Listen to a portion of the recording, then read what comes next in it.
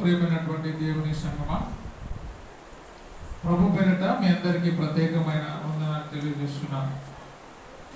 ఈరోజు మనం నేర్చుకుంటున్నటువంటి అంశము ప్రకాశమానమైన వెలుగు. ప్రకాశమానమైన వెలుగు, వెలుగుని గురించి మనం ఈరోజు నేర్చుతూ ఉన్నాం.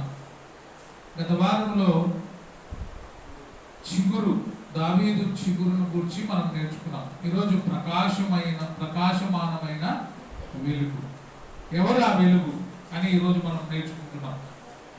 ఆ వెలుగు ఏమైంది, ప్రభు అయిన యేసుక్రీస్తు గురించి వాక్యము ఏం చెప్తుందో ఈరోజు నేర్చుకుందాం.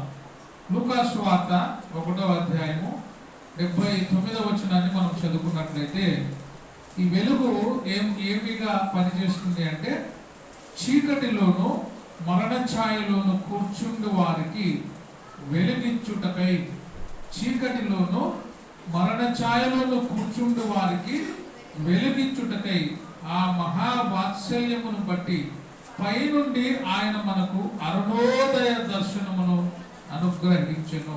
ఎక్కడి నుండి వచ్చింది ఈ వెలుగు? అరుణోదయ దర్శనము మనకు ఎక్కడి నుండి వచ్చిందంటే పైనుండి వచ్చింది. ఈ వెలుగు ఎక్కడి నుండి వచ్చింది అంటే పైనుండి వచ్చింది. పైనుండి వెలుగు ఎందుకు వచ్చింది? కొంచెం సౌండ్ పెట్టు అనురాధా. పైనుండి వెలుగు ఎందుకు వచ్చింది? జాగ్రత్తగా వినాలి. వెలుగు ఎక్కడి నుండి వచ్చింది అంట? అరుణోదయ దర్శనం మనకు అనుగ్రహించబడింది. ఈ అరుణోదయ దర్శనము పైనుండి మనకు వచ్చింది. ఎందుకు వచ్చింది పైనుండి?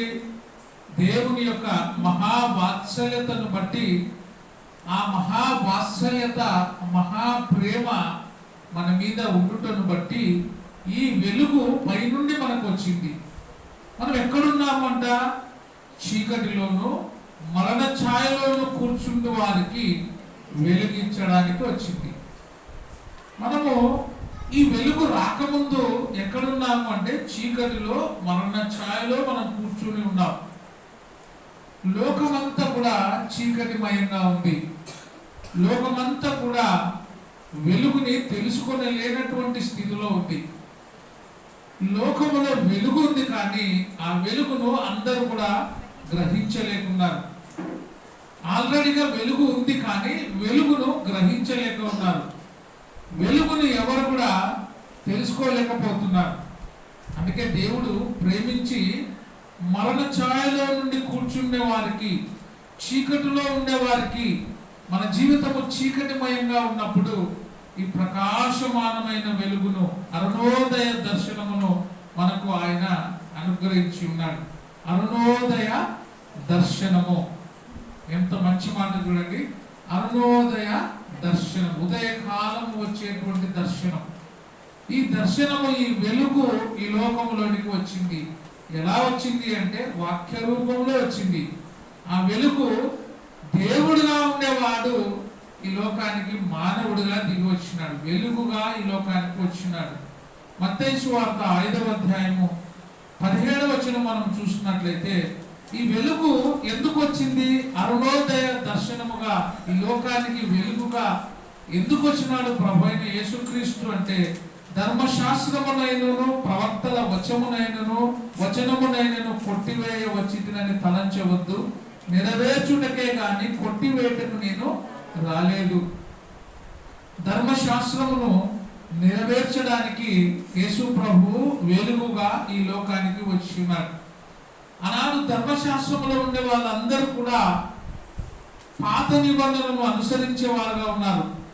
ధర్మశాస్త్రంలో వాళ్ళు చేసినటువంటి పాపముల నిమిత్తమై మనుషులు ఏం చేసేవాళ్ళంటే గొర్రెలను, మేకలను, బలులను అర్పించేవారు. వాటి ద్వారా మనిషికి ఎప్పటికి కూడా అంటే శాశ్వతమైనటువంటి పరిష్కారము, శాశ్వతమైన పాప విముక్తి వారికి లభించడం లేదు. అంటే ఎప్పుడైతే వాళ్ళు పాపము చేస్తున్నారో అప్పుడు పాపములకు పరిష్కారంగా గొర్రెలు, మేకలు, బలులుగా అర్పించేవారు. తాత్కాలికమైన ఉపశమనం మాత్రమే వారికి కలిగేది. శాశ్వతమైన ఉపశమనము, పాపములో నుండి శాశ్వతమైన విముక్తి ఎప్పుడు కలిగిందంటే ప్రభు అయిన యేసుక్రీస్తు అరుణోదయ దర్శనముగా ఈ లోకానికి వెలుగుగా దిగి వచ్చినప్పుడు, వెలుగుగా ఈ లోకానికి వచ్చి ధర్మశాస్త్రమును నెరవేర్చినప్పుడు ఏమైందంటే మనకు వెలుగు వెలిగించబడింది. శాశ్వతమైన పాప క్షమాపణ అప్పుడు మనకు కలిగింది. యేసు ప్రభు ఈ లోకానికి ఎందుకు వచ్చి ఉన్నాడు అంటే ధర్మశాస్త్రమును నెరవేర్చడానికి ఆయన వెలుగుగా ఈ లోకానికి వచ్చినాడు. చీకటిలోనూ మరణ ఛాయలో కూర్చున్న వారికి వెలిగించుటకై అరుణోదయ దర్శనముగా దేవుడు తన ప్రియ కుమారుని ఈ లోకానికి అనుగ్రహించినాడు అని మనం చూస్తున్నాం. మత్తయి సువార్త 20వ అధ్యాయము 28వ వచనము చూస్తే ఈ వెలుగు ఇంకా ఎందుకు వచ్చింది అంటే మనుష్య కుమారుడు పరిచారము చేయించుకొనుటకు రాలేదు కానీ పరిచారము చేయుటకును అనేకులకు ప్రతిగా విమోచన క్రయధనముగా తన ప్రాణమునిచ్చుటకు వచ్చి తినని చెప్పెను. ఈ వెలుగు తాను వెలుగుతూ తాను మనల్ని వెలిగిస్తూ ఆ వెలుగు ఆరిపోయింది మన కోసమే. ఆ వెలుగు ఏమైంది? మన కోసమే మనందరి పాపములను తన మీద వేసుకున్నాడు. ఆ వెలుగు ప్రతి వారిని వెలిగించుటనే ఈ లోకానికి వచ్చిన అంటే మనలో చీకటి నిండిపోయినప్పుడు ఆ వెలుగు ఈ లోకానికి వచ్చి మనల్ని వెలిగింపజేసింది. ప్రతి వాడు పాపములో ఉండి చీకటిలో ఉన్నప్పుడు ఆయన మనుష్య కుమారునిగా వెలుగుగా ఈ లోకానికి దిగి వచ్చి మనల్ని వెలిగించే దీపముగా ఆయన ఈ లోకానికి వచ్చినాడు. ప్రతి వాని పాప విమోచన కొరకు క్రయధనముగా తన ప్రాణము ఇచ్చుటకు ఆయన ఈ లోకానికి వెలుగుగా వచ్చినాడు. జాగ్రత్తగా వినాలి. ఈరోజు మనము ప్రకాశమానమైన వెలుగును గురించి నేర్చుకుంటున్నాం. చిగురు యేసు ప్రభు అని తెలుసుకున్నాము. వెలుగు కూడా ఎవరు అంటే యేసు క్రీస్తే. ఈ వెలుగు ప్రకాశమానమైనది, ఇది నిరంతరము వెలిగేదిగా ఉంది, ప్రతి వారిని వెలిగించేటువంటి దీపమై ఉంది. ఇది పాప క్షమాపణ నిమిత్తమై మనలను విముక్తి కలగజేయటమే ఈ వెలుగు ఈ లోకానికి వచ్చింది. అందుకే ప్రతి వాని పాప విమోచన కొరకు తన ప్రాణమును క్రయధనముగా అర్పించుటకు ఈ వెలుగు ఈ లోకానికి వచ్చింది అని మనం చూస్తున్నాం. లూకా సువార్త 4వ అధ్యాయము 43వ వచనం చదువుకున్నట్లయితే దేవుని రాజ్య సువార్త ప్రకటింపవలెను, ఇందు నిమిత్తమే నేను పంపబడితిని అని వారితో చెప్పెను. దేవుని యొక్క రాజ్య సువార్త ప్రకటించబడుటకై ఆయన ఈ లోకానికి వచ్చినాడు.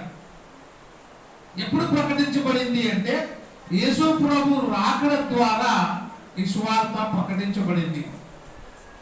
ఒక చిన్న వెలుగు ఏం చేస్తుందంటే చీకటిని పారదోస్తుంది. ఒక గదంతా కూడా చీకటిగా ఉన్నప్పుడు చిన్న వెలుగు వెలిగించినా కూడా ఆ వెలుగుతో ఆ రూమ్ అంతా ఏమవుతుంది? చీకటిని తొలగిస్తుంది. అవునా కదా? మీరు ఒక రూమ్ లో చీకటిగా ఉండే రూమ్ లేకపోయి ఒక చిన్న అగ్గిపుల్లతో గీస్తే కూడా ఆ చీకటి అంతా ఏమవుతుంది? చీకటి ఉంటుందా పోతుందా? చీకటి తొలగించబడుతుంది, చీకటి దూరం అవుతుంది. యేసు ప్రభు కూడా వెలుగుగా ఈ లోకానికి వచ్చినప్పుడు లోకములో ఉండేటువంటి చీకటి ఏమైంది? వెలుగుగా మార్చబడింది. నీలో కూడా చీకటి అనేది నింపబడి ఉంటే నీ లోపల క్రీస్తు అనేటువంటి వెలుగుని నువ్వు వెలిగిస్తే నీ హృదయంలో ఉండే చీకటి అంతా కూడా పోయి వాక్యం అనే వెలుగుతో నీ హృదయము నింపబడుతుంది. రోజులు గడుస్తూ ఉన్నప్పుడు, దినాలు గడుస్తూ ఉన్నప్పుడు, సంవత్సరాలు గడుస్తూ ఉన్నప్పుడు నీ జీవితము చీకటిగా ఉండకుండా దినదినము వాక్యము ద్వారా నీ హృదయము వెలిగించబడాలి. వాక్యము ద్వారా నీ మనసు నిర్మలమైనదిగా కావాలి. ఆ నిర్మలమైన హృదయమును అనుగ్రహించుటకే యేసుక్రీస్తు ఈ లోకానికి వచ్చి ఉన్నాడు. స్వార్థను ప్రకటించడానికి వచ్చి ఉన్నాడు. ఎప్పుడైతే స్వార్థ ప్రకటించబడుతూ ఉందో, స్వార్థ ఏ ఊరిలో ఏ గ్రామంలో ప్రకటించబడుతూ ఉందో ఆ గ్రామంలో ఉండేటువంటి చీకటి అంతా కూడా తీసివేయబడుతూ వచ్చింది. అందుకే రోగికి వైద్యుడు అవసరం. రోగికి ఎవరు అవసరమో? వైద్యుడు అవసరం. మనం పాపం అనే రోగముతో నింపబడినప్పుడు ఆ ఆ పాపమునే రోగమును తీసివేయటకై దేవుడు వైద్యుడుగా ఈ లోకానికి వచ్చి ఉన్నాడు. ఇంకా లూకా సువార్త 19వ అధ్యాయము 10వ వచనము చదువుకున్నట్లయితే, నశించిన దానిని వెతికి రక్షించుటకు మనుష్య కుమారుడు వచ్చి ఉన్నాడు. నశించిన దానిని, మనం నశించిపోతూ ఉన్నప్పుడు ఇహలోక సంబంధమైన వాటితో, ఇహలోక సంబంధమైనటువంటి క్రియలతో, ఇహలోకమును ప్రేమించి లోకమనేటువంటి వాటిలో మనం పడిపోయి నశించిపోతూ ఉన్నప్పుడు, ఏ మానవుడు కూడా నశించిపోకుండా ఉండుటకై ఆయన నశించిన వారినందరిని కూడా వెతుకుతూ వచ్చి ఉన్నాడు. వెతికి ఏం చేస్తున్నాడు? ఆయన రక్షిస్తూ ఉన్నాడు. వాక్యము మనిషిని రక్షింపజేస్తుంది. వెలుగు ప్రతి వారిలో ఉండేటువంటి చీకటిని తీసివేస్తుంది.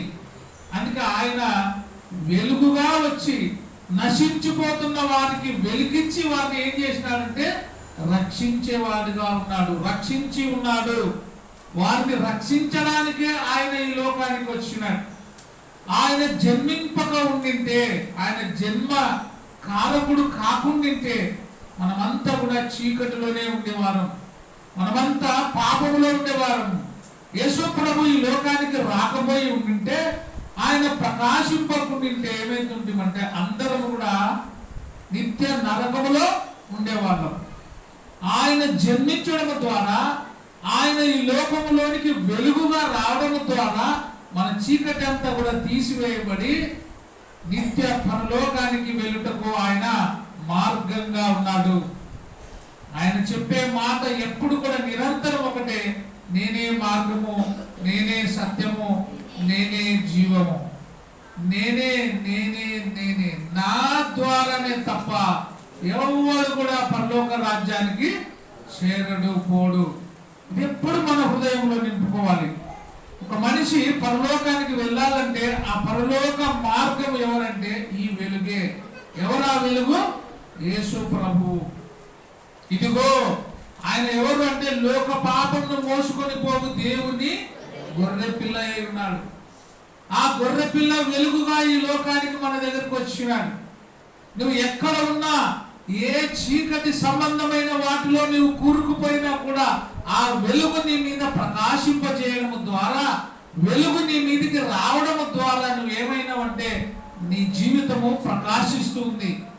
నీ జీవితము ప్రకాశించాలని ఆయన ఈ లోకానికి వచ్చినటువంటి దేవుడుగా ఉన్నాడు. యెషయా 9వ అధ్యాయము 2వ వచనం చదువుకున్నట్లయితే, చీకటిలో నడుచు జనులు, చీకటిలో నడుస్తున్న జనులు మొత్తం వారి జీవితం అంతా కూడా చీకటితోనే నిండిపోయింది. ఆ చీకటిలో నడుస్తున్న జనులు ఏం చూస్తున్నారంట? గొప్ప వెలుగును చూస్తున్నారు. ఈ గొప్ప వెలుగు ఎవరు? అరుణోదయ దర్శనం. ఆ వెలుగు నీ హృదయాన్ని అరుణోదయముగా రిఫ్రెష్ చేసేది ఆ వెలుగు. ఈ గొప్ప వెలుగును చూస్తున్నామంట. ఎవరు? చీకటిలో నడుచు జనులు, చీకటిలో కూరుకుపోయినటువంటి జనులు, పాపముతో నిండిపోయిన జనులు ఏం చూస్తున్నారంట? గొప్ప వెలుగును చూచుచున్నారు. మరణ ఛాయ గల దేశ నివాసుల మీద వెలుగు ప్రకాశించును. మరణ ఛాయ, మరణముతో నిండిపోయి ఉన్నారు, పాపముతో నిండిపోయి ఉన్నటువంటి ఛాయ కలిగిన వారి మీద వెలుగు ప్రకాశిస్తుంది. ఆ వెలుగు ప్రకాశించినప్పుడు చీకటి ఏమవుతుంది? పారద్రోలబడుతుంది. ఇంతకు ముందు నేను చెప్తే, ఒక రూమ్ లో మనం ఉన్నప్పుడు అంతా కూడా చీకటితో నిండిపోయింది. వెలుగు రావడం ద్వారా ఆ రూమ్ అంతా ఏమవుతుంది? చీకటి పోయి వెలుగైతుంది. మరణ ఛాయ, మరణము అంటే చీకటి, చీకటిలో నుండి నిన్ను వెలిగింపచేయటకై యేసు ప్రభు నీకు వెలుగుగా వచ్చి ఉన్నాడు. ఆయన వెలుగు అయి ఉన్నాడు. ఆ వెలుగుని మనము చూడాలి, ఆ వెలుగులో మనము నడవాలి, ఆ వెలుగైన మార్గములో మనము నడవాలి. మరొకసారి చదువుతున్న చూడండి, చీకటిలో నడుచు జనులు గొప్ప వెలుగును చూచుచున్నారు. మరణ ఛాయ గల దేశ నివాసుల మీద వెలుగు ప్రకాశించును. వెలుగు వస్తుంది, ఆ వెలుగును నేను పంపిస్తున్నాను అంటాడు. అదే కదా మనం లూకా సువార్త 1:79 చదివితే, చీకటిలోను మరణ ఛాయలోను కూర్చుండు వారికి వెలుగిచ్చుటకై ఆ మహావాత్సల్యతను బట్టి పైనుండి ఆయన మనకు అరుణోదయ దర్శనము అనుగ్రహించు. ఎందుకు అరుణోదయ దర్శనం కలుగుతుంది అంటే, లోకమంతా కూడా చీకటిలో నిండిపోయింది, జీవితం అంతా కూడా చీకటితో నిండిపోయింది. ఇంకా ఇప్పటి వరకు కూడా ఆ వెలుగుని గురించి తెలుసుకోలేని వారు చాలా మంది ప్రపంచంలో ఉన్నారు. ఆ వెలుగుని గురించి తెలుసుకున్నా కూడా ఆ వెలుగు యొద్దకు రావడానికి భయపడుతున్నారు. ఎందుకు వెలుగు దగ్గరికి రావడం లేదు అంటే, ఆ వెలుగు దగ్గరికి వస్తే నీ దుష్క్రియలన్నీ కూడా బయటపడతాయని మనుషులు భయపడి వెలుగు దగ్గరికి రాకుండా చీకటిలోనే ఉండి చనిపోతున్నారు. అందుకే ఆయన పిలుస్తున్నాడు, ప్రయాసపడి భారము మోసుకొనుచున్న సమస్త జనులారా నా ఎదుకు రండి. నా ఎదుకు వస్తే నేను మిమ్మల్ని వెలుగుమయంగా మారుస్తా. నా ఎదుకు వస్తే చీకటి శక్తులన్నీ కూడా తొలగింపబడతాయి. నా ఎదుకు వస్తే మీకు నేను విశ్రాంతిని అనుగ్రహిస్తానని ఆయన మనల్ని ప్రేమిస్తూ పిలుస్తున్నాడు. అందుకే ఆయన పిలుపును ఏమాత్రం కూడా నిర్లక్ష్యం చేయకుండా, ఆయన మాట వినబడుతున్నప్పుడు, ఆయన మనం పిలుస్తున్నప్పుడు, ఇదిగో ప్రభువా నేను ఉన్నాను అనే విధంగా మనం నడుచుకోవాలి. యోహాను సువార్త 8:12 చూస్తే యేసు ప్రభు చెప్తున్న మాట, నేను లోకమునకు వెలుగును. ఒక్కరికే వెలుగు ఆయన. మనం వెలిగించేటువంటి వెలుగు ఒక్క చోట వెలుగుతుంది, ఒక ప్రాంతంలో వెలుగుతుంది. కానీ ఆయన లోకమంతటి కూడా ఏమై ఉన్నాడు? వెలుగై ఉన్నాడు. ఇప్పుడు ఆయన లోకమంతటికి దేవుడా, ఒకే దానికి దేవుడా? లోకమంతటి కూడా వెలుగే. ఒకే చోట వెలిగే వెలుగు కాదు ఆయన. ఒక చోట ఒక దగ్గర ఉండే వెలుగు కాదు. ప్రపంచంలో ఉండే చీకటినంతటిని కూడా తొలగించుటకై వచ్చినటువంటి వెలుగు ఆయన. ఆయన చెప్తున్నాడు, నేను లోకమునకు వెలుగును. ఎవరైతే ఆ వెలుగై ఉన్న నన్ను వెంబడిస్తాడో వాడు ఎక్కడ నడవడు? ఇంకా చీకటిలో నడవడు. ఏ మానవుడైనా వెలుగు పట్టుకొని టార్చి వేసుకుని గుంతలో నడుస్తాడా? గుంతలో తప్పించుకొని తిరుగుతాడా? టార్చి పట్టుకొని గుంతలో పడి నడుస్తున్నామంటే మనకి ఏం లేవని అయ్యా. టార్చి ఉంది, ఒకటి కాదు 3 టార్చులు పట్టుకున్నావు, కానీ గుంతలలో నడుస్తున్నావు అంటే నీకు నాకు ఏం లేవని, కళ్ళు లేవని. అదే అంటాడు ఆయన, ఏ వ్యక్తి అయితే వెలుగై ఉన్న నన్ను వెంబడిస్తాడో వాడు ఎక్కడ నడవడు? చీకటిలో నడవడు. ఎందుకంటే వాడికి మార్గము నేనే వెలుగుగా ఉండి నడిపిస్తున్నా. ఇంకా వాడు చీకటిలో నడవడు. ఆ చీకటిలో నడవని వానికి ఏం కలుగుతుంది? జీవపు వెలుగు. ఎవరైతే టార్చి పట్టుకొని వెలుగు పట్టుకొని మరలా చీకటిలో నడుస్తాడో మనకి ఏం కలుగుతుంది? జీవపు వెలుగు కలగదు. ఎవరైతే వెలుగు సంబంధులుగా ఉండి చీకటిలో నడుస్తాడో వానికి అగ్నిగుండంలో యాతన పడడానికి వానికి లభిస్తుంది. అందుకే వాడు నన్ను వెంబడించువాడు చీకటిలో నడవక జీవపు వెలుగు కలిగి ఉండునని వారితో చెప్పాను. ఏ వెలుగు? జీవపు వెలుగు. ఏది జీవపు వెలుగు? వాక్యమే జీవపు వెలుగు. ఆ వెలుగులో నడుస్తాడు. ఈ వెలుగును పట్టుకునేవాడు చీకటిలో నడవడు. చీకటిలో నడవని వాడు ఎక్కడ పోతాడు? పరలోకములో చేర్చబడతాడు. చీకటి దేనికి సంబంధం అంటే పాపమునకు సంబంధం. చీకటి సాతానుకి సంబంధమైనది. అందుకే చీకటిలో నడవక వెలుగు సంబంధి అయిన వాడు వెలుగులో నడుస్తాడు. ఎవరైతే వెలుగులో నడుస్తాడో వాడు జీవపు మార్గములో నడుస్తాడు అని చెప్తుంది. కాబట్టి చాలా వ్యక్తులు చాలా వాక్యము వింటున్నారు కూడా వారి జీవితం ఇంకా ఎక్కడ నడుస్తుంది? చీకటిలోనే నడుస్తుంది. ఆ చీకటిని నీ జీవితంలో పారద్రోయడానికి వెలుగుని వెలిగించుకోవాలి. ఎక్కడ? నీ హృదయంలో వెలిగించుకోవాలి. ఆ వెలుగు ఏమైంది? వాక్యమై ఉంది. ఆ వాక్యమే దేవుడై ఉన్నాడు. ఇంకొక మాట చూడండి, యోహాను సువార్త 12వ అధ్యాయం 46వ వచనం.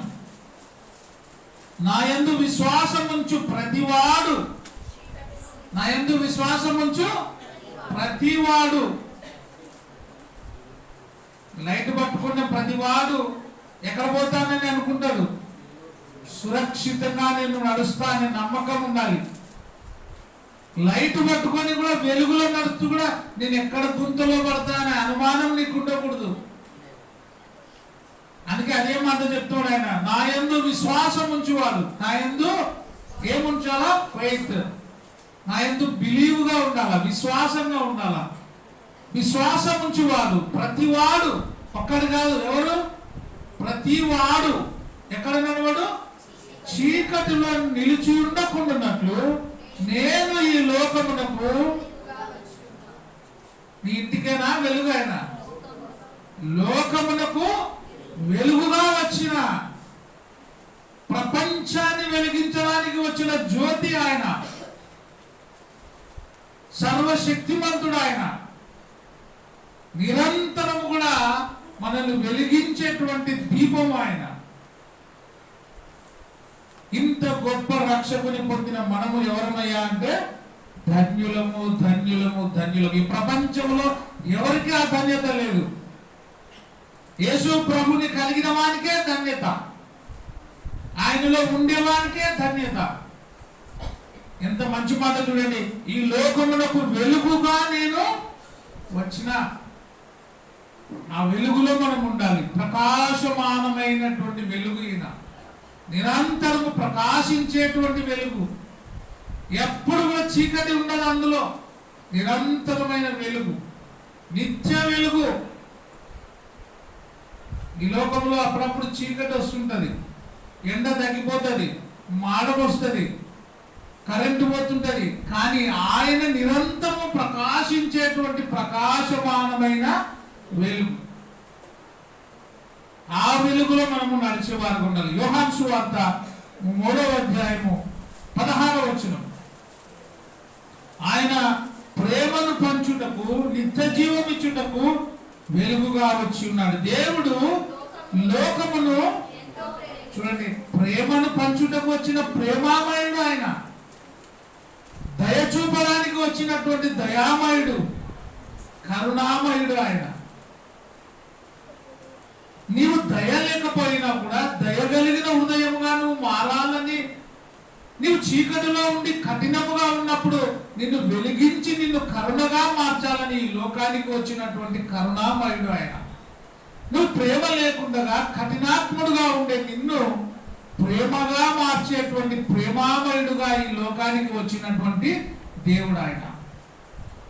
అందుకే ఆయన ఏమన్నాడు? దేవుడు లోకమును ఎంత ప్రేమించినాడు, ఎంతో ప్రేమించినాడు ఆయన. ఒక మానవుడు దేవుడుగా కావడానికి తహతహలాడిపోతుంటాడు ప్రపంచంలో. ఎన్నెన్ని వేషాలు ఒక్కొక్క మానవుడు. నేను దేవుడుగా అనబడాలని ఎన్ని మాయాలు, ఎన్ని మంత్రాలు, ఎన్నో చేస్తున్నాడు, ఎన్నో అద్భుతాలు చేస్తున్నాడు మానవుడు. కానీ దేవుడే మానవుడిగా రావడం అంటే ఎంత తగ్గింపు ఉంది చూడండి. బాగా ఆలోచించాలా. ఒక మానవుడు గొప్పవాడు కావాలని, దేవుడుగా ఎంచబడాలని, ఒక మానవునికి ఘనత రావాలని ఎన్నెన్నో ప్రయత్నాలు, ఎన్నెన్నో రకాలుగా ఈ లోకంలో నడుచుకుంటూ ఉన్నాడు. తక్కిడిని బిక్కిడి, బిక్కిడి తక్కిడి చేసి మానవుడు పెద్దవాడు కావాలా, గనుడు కావాలా, ప్రపంచానికి నేను గొప్పవాడు కావాలని ఆరాటపడుతున్నాడు మానవుడు. కానీ ప్రపంచాన్ని సృష్టించిన దేవుడు తను తాను తగ్గించుకొని రిక్తుడుగా, తను తాను ఒక అల్పునిగా, మానవుడిగా ఈ లోకానికి దిగి వచ్చినాడు. ఆయన ఎంత గొప్పవాడు చూడండి. ఆయన ఎవరు అంటే నిరంతరము ప్రకాశించేటువంటి వెలుగు.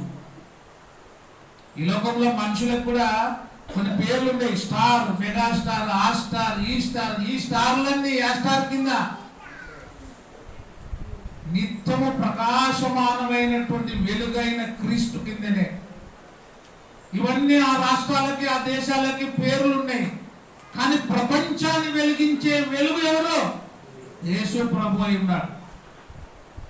ఈ వెలుగును మనం ప్రేమించాలి. దేవుడు లోకములో ఎంతో ప్రేమించను కాగా తన అద్వితీయ కుమారునిగా పుట్టిన వారి యందు విశ్వాసం ఉంచు ప్రతి వాడు నశింపకుండా, ప్రతి వాడు నశించిపోకుండా నిత్య జీవము పొందినట్లు ఆయనను మనకు అనుగ్రహించినాడు. ఆయనను మనకు వెలుగుగా ఈ లోకానికి పంపించినాడు తండ్రి. ఎంత గొప్ప దేవుడు చూడండి. మనము నశించిపోకుండా, మనము నిత్య నరకములో ఉండకుండా ఆయనే తగ్గించుకొని ఈ లోకానికి వచ్చినాడు. ఆయన మన కోసం హింసించబడినాడు. ఆయన మన కోసం దూషించబడినాడు. ఆయన ఈ లోకంలోనికి వచ్చినప్పుడు ఎక్కడా కూడా ఘనంగా ఎంచబడలేదు. అందరూ ఆయనను దూషించినారు, అందరూ ఆయనను అపహసించినారు, ఎన్నో మాటలు అన్నారు.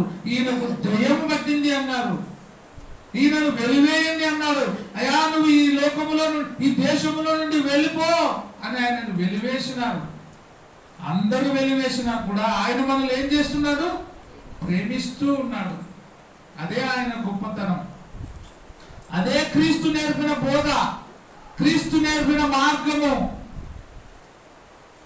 అందుకే మనము ఆయనను ఆరాధించాలి. ఆయన ఆరాధనకు పాత్రుడు, ఆరాధనకు యోగ్యుడు.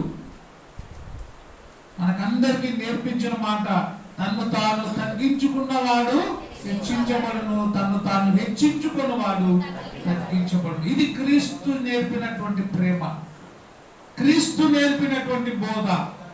అందుకే ప్రేమను పంచుటకు, నిత్య జీవం ఇచ్చుటకు, నిత్య వెలుగును మనకు పంచుటకు ఈ లోకానికి దిగి వచ్చినటువంటి మహా గొప్ప దేవుడు, నిరంతరము ప్రకాశించే ప్రకాశమానమైనటువంటి వెలుగు ఆయన. ఎవరైనా? యేసుక్రీస్తు. ఎవరైనా చెప్పాలా? ఎవరైనా? నిత్యము ప్రకాశమానమైన వెలుగు ఎవరు?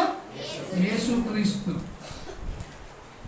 ఆయన ఏమన్నాడు? నేనే లోకమునకు వెలుగును, నన్ను వెంబడించువాడు చీకటిలో నడవడు. ఎక్కడ నడుస్తాడు? మరి వెలుగులో నడుస్తాడు, నిత్య జీవములో నడుస్తాడు. అదే ఆయన చెప్పిన మాట. యోహాను సువార్త 3వ అధ్యాయము 19-20 వచనాలు చదువుకుందాం. ఆ తీర్పు ఇదే. వెలుగు ఎక్కడుంది? లోకములోనికి వచ్చెను. వచ్చేనా? వస్తుందా? చాలా మంది రా రా రా ప్రభు అంటారు. ఆయన వచ్చినాడు, ఆయన వచ్చినాడు కాబట్టి మనకు రక్షణ, ఆయన వచ్చినాడు కాబట్టి మనకు పాప విముక్తి కలిగింది.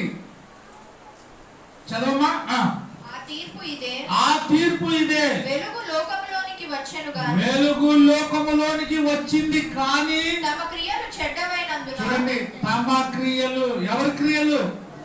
మనుషుల క్రియలు. నీ క్రియలు, నా క్రియలు చెడ్డవైనందున మనుషులు వెలుగును ప్రేమింపక. మనుషులు దేని ప్రేమించరు? వెలుగుని చాలా మంది ఇష్టపడరు, వెలుగులోనికి రారు. ఏం కోరుకుంటున్నాడు మనిషి? చీకటి సంబంధమైన వాటిని కోరుకుంటున్నాడు.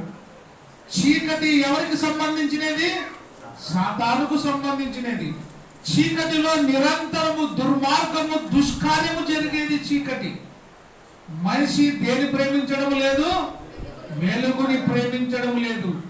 వెలుగు లోకములోనికి ఉందా లేదా? ఉంది. అయినా మనిషి ఇంకా పాపములో ఉండి వెలుగుని ప్రేమించడం లేదు. వెలుగుని ద్వేషిస్తూ ఉన్నాడు, చీకటిని ప్రేమిస్తున్నాడు.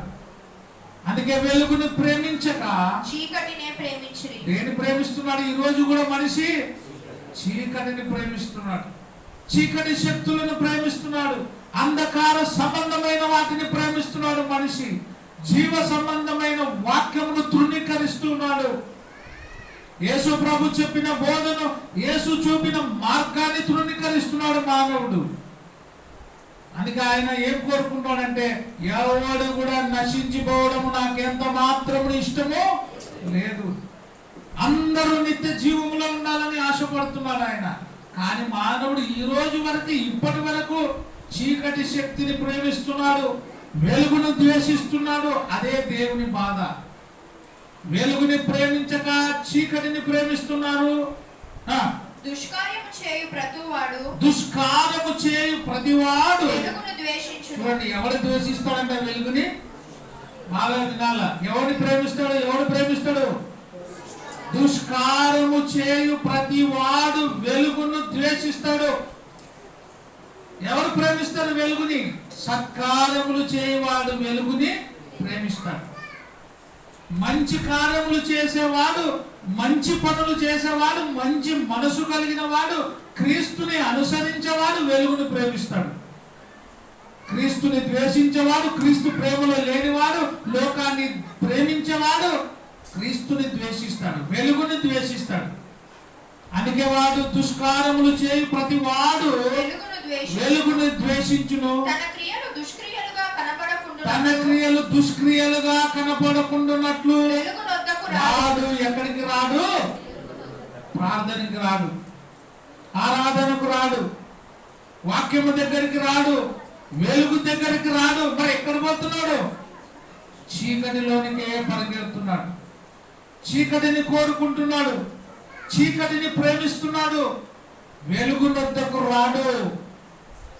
ఆయనేమో నేనే వెలుగును, నన్ను వెంబడించు అని ఆయన చెప్తుంటే మనిషి వెలుగును ద్వేషించి దేని ప్రేమిస్తున్నాడు? చీకటిని ప్రేమించి చీకటిలో నడుస్తున్నాడు. తమ క్రియలు నీ క్రియలు చెడ్డమై వెలుగునొద్దకు రాక వెలుగును ద్వేషిస్తున్నాడు, చీకటిని ప్రేమిస్తున్నాడు. తమ క్రియలు చెడ్డమైనందున వాడు వెలుగునొద్దకు రాకుండా వెలుగునొద్దకు రాడు. తమ క్రియలు దుష్క్రియలుగా కనబడకుండానట్లు వాడు వెలుగునొద్దకు రాడు. చనిపోయే వరకు వెలుగు దగ్గరకు రాడు. వాడు ఎప్పుడు చీకటిలోనే ఉంటాడు. చీకటిలోనే ఉండి చీకటిలోనే చనిపోతే ఆ ఆత్మ ఎక్కడికి పోతుంది? నిత్య నరకంలోనికి పోతుంది. నీవు బ్రతికి ఉన్నప్పుడే నీ ఆత్మను వాక్యం అనే వెలుగు ద్వారా వెలిగించుకోవాలి. అప్పుడు నీ ఆత్మ వెలిగించబడుతుంది. నీ ఆత్మ చీకటిలో నడవదు, నీ ఆత్మ చీకటి సంబంధించిన వాటిలో నడవదు. అప్పుడు నీ ఆత్మ ఈ లోకాన్ని వదిలిపెట్టినప్పుడు, నీ శరీరాన్ని వదిలినప్పుడు ఆత్మ ఎక్కడ పోతుంది? నిత్య పరలోకంలోనికి పోతుంది. కాబట్టి ఎక్కడ ఉండాలి మనము? వెలుగు సంబంధులుగా, వెలుగైన దేవుడు నిరంతరము ప్రకాశించే వారిని మనం హత్తుకొని ఉండాలి. యోహాను సువార్త 1వ అధ్యాయం 4-5 వచనాలు. ఆయనలో జీవం ఉండెను. ఆయనలో ఏముంది? అందరూ చెప్పాలి. ఆయనలో ఉందా లేదా? ఆయనలో వెలుగుంది, ఆయనలో జీవం ఉంది. ఆయనలో ఉంటేనే మనం కూడా జీవిస్తాం. ఆయనలో లేకపోతే మనం మృతులమే. మనం వెలిగించబడాలంటే ఎవరిలో ఉండాలా? క్రీస్తులో ఉండాలి. మనము జీవించబడాలంటే ఎవరిలో ఉండాలా? క్రీస్తులో ఉండాలి. ఆయనలో జీవం ఉండెను. అది ఇంపార్టెంట్. ఆ జీవము మనుషులకు వెలుగు.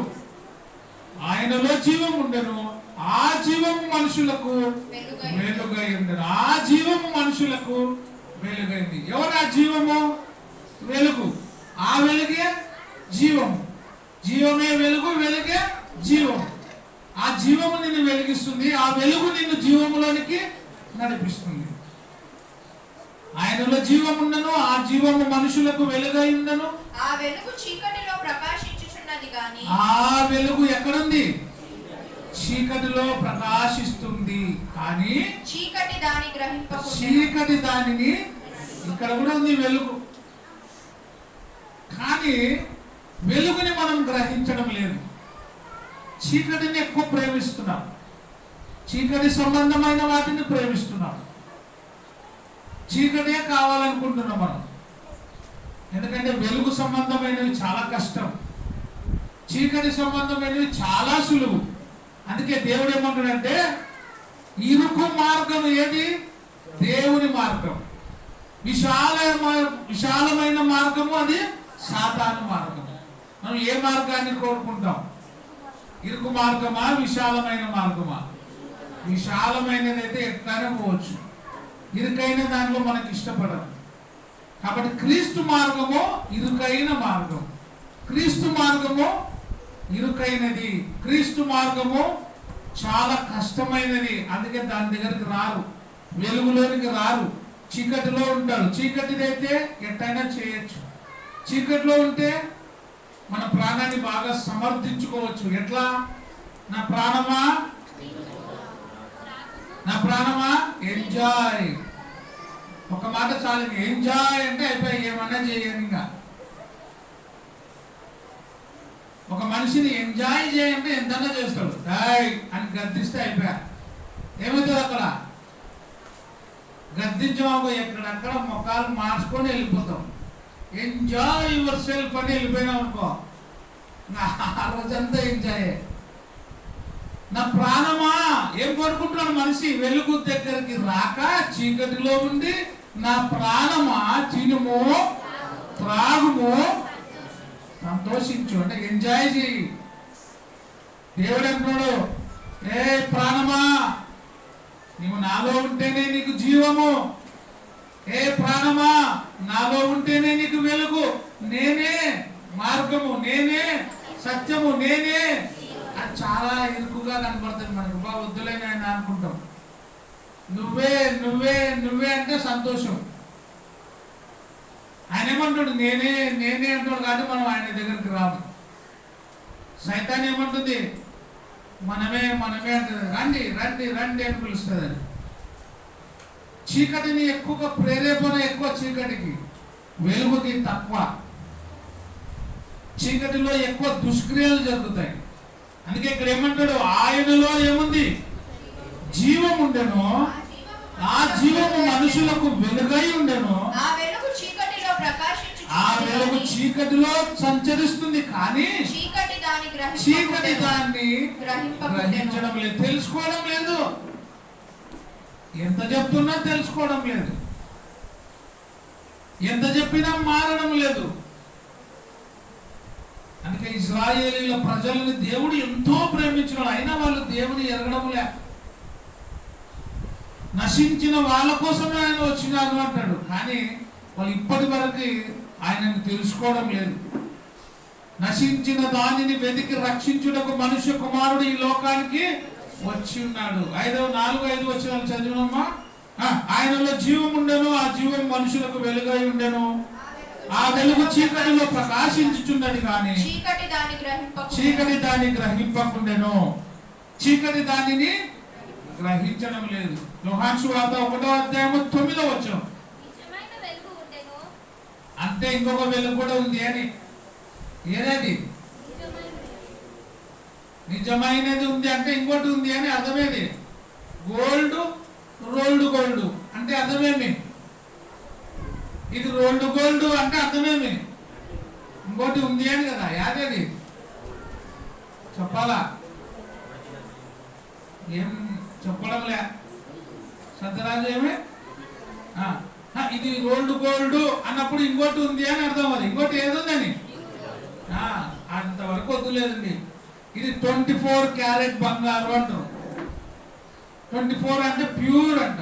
దాంట్లోనే ఇంకో కొన్ని తక్కువ ఉంటాయి కదా. 22 ఉంటుంది. 22కి 24కి చాలా తేడా. గోల్డ్కి రోల్డ్ గోల్డ్కి చాలా తేడా. ఒక సామెత నీకు తెలుసు కదా బాగా, నేను చాలాసార్లు చెప్తుంటా. బంగారుకి కాకి బంగారుకి తేడానా కాదా? తేడా ఉందే లేదా? చాలా మందికి తెలియదు కాకి బంగారు అంటే. ఎవరైనా చూసినారంటే కాకి బంగారు అంటే. చక్రి నువ్వు చూసినావా? చూసినాడు. చక్రికి తెలియదు. ఆ బండలే రాకుండా ఇప్పుడు చక్రి కానీ కొంచెం మా వాళ్ళకి తెలుసు అనుకుంటా. చాలా మందికి తెలియదు. ఇప్పుడు అంత నైస్ బండలు వచ్చినాయి, పాలిష్ బండలు. అప్పుడు మోటరాలు ఉన్నాయి ఇంట్లో. మా ఇంట్లో ఉండే ఇంకా కింద ఆ రాళ్ళకు ఉంటే బంగారు. అది ఏ బంగారు? కాకి బంగారు. ఆ బంగారుతో నువ్వు ఎంతన్నా దండ చేసుకో, అది వేస్టే. ఏ బంగారు ఉండాలా? నిజమైన వెలుగు, నిజమైన ప్రకాశమానమైన వెలుగు. అందుకేమంటాడు? నిజమైన వెలుగు ఉండెను, అది లోకంలోనికి వస్తూ ఉంది, ప్రతి మనిషిని ఏం చేస్తుంది? అది ఆనాటి కాలము నుండి. అందుకే యేసు ప్రభు యొక్క ప్రత్యక్షతలు పాత నిబంధన కాలములో నుండి ఉన్నాయి. అవి వచ్చి ప్రతి మనిషిని ఏం చేస్తుంది? వెలిగిస్తూ ఉంది. అయితే మనిషిగా కూడా ఈ లోకానికి వచ్చి మన మధ్యలో ఉండి మనకి ఏం కావాలో తెలుసుకొని తన ప్రాణాలు అర్పించాలని తెలుసుకొని ఆయన తన ప్రాణ త్యాగము చేసినాడు. నిజమైన వెలుగు ఉండెను, అది లోకములోనికి వచ్చుచు ప్రతి మనుష్యుని ఎవరెవరిని వెలిగిస్తుంది? ప్రతి మనుష్యుని. ఎందుకంటే ఏ భేదమును లేదు, అందరూ పాపము చేసి దేవుడు అనుగ్రహించు మహిమను ప్రతి వాడు కూడా పాపము చేసినాడు. కాబట్టి ప్రతి మనిషిని కూడా వెలిగించుటకు ఆయన వెలుగుగా ఈ లోకానికి వచ్చి అందరినీ కూడా వెలిగిస్తున్నాడు.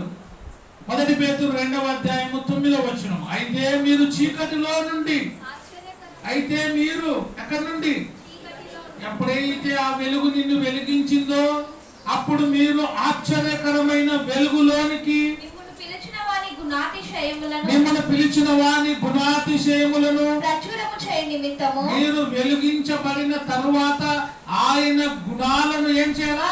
ప్రచురము చేయాలి. నీవు వెలిగించబడిన తరువాత చీకటిలో ఉండే మరొక వ్యక్తిని నువ్వేం చేయాలా?